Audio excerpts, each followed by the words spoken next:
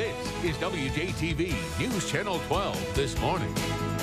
A lot of people who are disenfranchised or disconnected from the church, they long to see the church actually being something, not just saying something. And so for us, we are really big on that.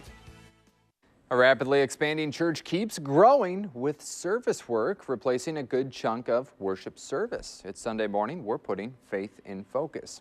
It's called Northridge Church because leadership wanted a name combining North Jackson with Ridgeland. But less than a year ago, they started another congregation in Fondren, and membership there is on the upswing. They're doing it by appealing to young adults. But how? Well, they're putting faith in focus.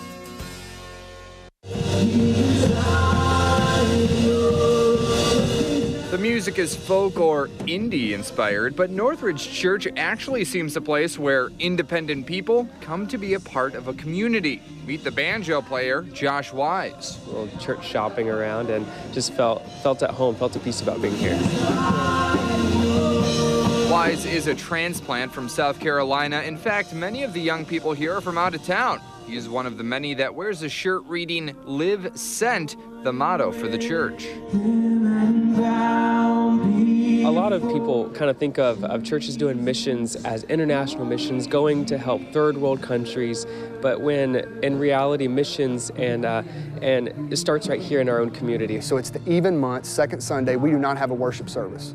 So we come together here in Fondren and at our Madison location, and we go out and we serve all over the city and we do ministry. Who do you say I am? Lead pastor Eric Smith says the effort is called Take It to the Streets, and it may be what's attracting younger, energetic people to the congregation. We feed the homeless at Poindexter and Smith Park. We go work at children's homes. We go work with families who are fostering kids, and we'll clean their toilets, wash their car, mow their yard. For a pastor, it's tough because it costs you money, because you're not going to take a tithe really that day, and you might lose people that would show up to worship. But the people that you're able to go out and minister to is well worth that little bit of a sacrifice. Pastor Smith says the goal is to get young people back to church. After high school, many never return to any faith community, but it's also about working to keep Northridge relevant while attracting people who may have been turned off in the past. Living a sent life, meaning, we're called to go. It's said in the last chapter of Matthew to go make disciples, baptizing in His name. And so we're called as His children. It's what we inherit as God's children, to go out and to share His love and His testimony, what Jesus has done for us. That group is actually planning on heading out into the community this morning. We'll put a link to their community service website in our faith section of WJTV.com, as well as my contact information. Let me know if your church community is worth sharing. This is WJTV News Channel 12 this morning. We have to be encouraged to take care of that temple and don't take it for granted. Take care of that gift we received from God. Your body is a temple. That's a saying everyone knows. So how does a church help take care of those bodies? Well, by putting faith in focus. In a sermon, if you hear the word heart, the pastor might be talking about devotion or perseverance, but rarely does it refer literally to the organ. However, in this weekend's segment, a church goes red for heart disease awareness. The Pulse of Anderson United Methodist Church has faith in focus.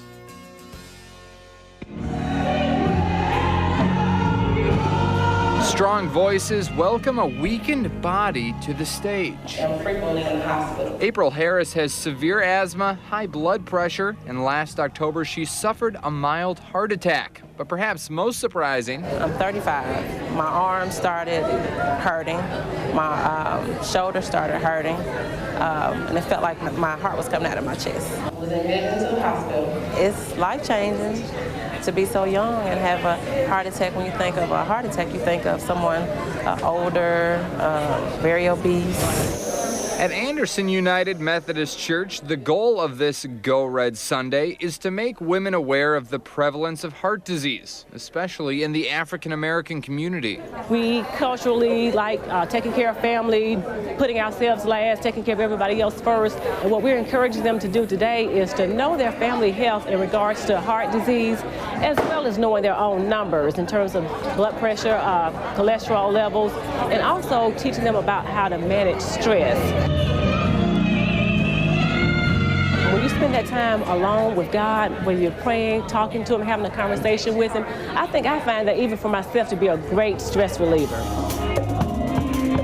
And for April, she's thinking about her kids during her continuing health scares. That means she's changing her life.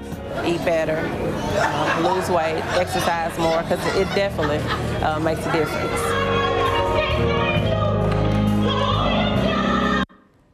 Anderson United also offers exercise classes almost every day of the week to encourage healthy activities, even including beginning classes, which is simply walking to get people on track to be heart healthy.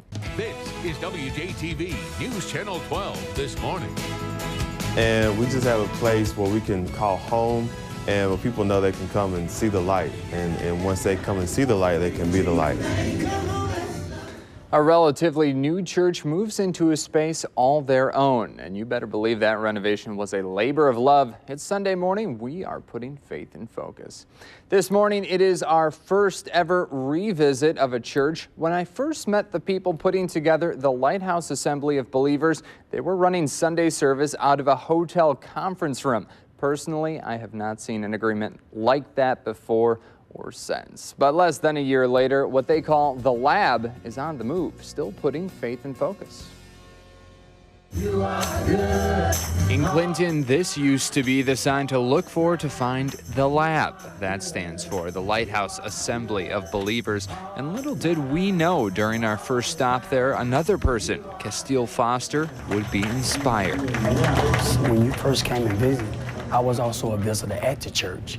But as you come through those doors and all the warmth and love that you feel, I mean, you truly understand and you really get a lot out of it, and I joined the church. But in the end, it's all worth it, right? Yeah. We were holding service in a local hotel conference room, and all of a sudden, we use the terminology that God stirred the nest. Had to really refit the entire church in a matter of about 3 weeks. Now, lead teacher Devin Boone uses this space right off Highway 80 for worship. They led a month-long fundraiser to bring in $30,000 to get ownership. However, they only took in about $4,000. That's when the seller decided to make the largest donation the church has ever received. She decided just to bless us with the building, and we're just thrilled. As my wife says, we're still dancing, and we're just elated that God can use us to show the world that He's still in a miracle-working business. It's like our Red Sea moment. When you came in, I mean, you just had to have the vision. So God truly gave us the vision, because you had the ceiling hanging down, you could see wires, but our minister, Devin Boone, he just saw it, and everybody just got on board. It's still a work in progress, like we all are as human beings, but we think this is a place that God feels great to call home, and we can feel and sense His presence. I see a lot around. I see apartment complexes just across the street. God really is in the blessing business, and He brought us here in this building here for a reason. The ministry is something we take very seriously. We are here to advance God's kingdom. We just keep our faith in God and let Him lead us and guide us, and He takes care of the rest. Volunteers at the lab spent weeks, days, and nights getting the space ready for their services held on Shaw Road in Jackson. They say it's also fitting because the building previously was used as an actual lab owned by a retired physicist. And if you'd like to share your church community with the viewers of News Channel 12, you can find my contact information at WJTV.com.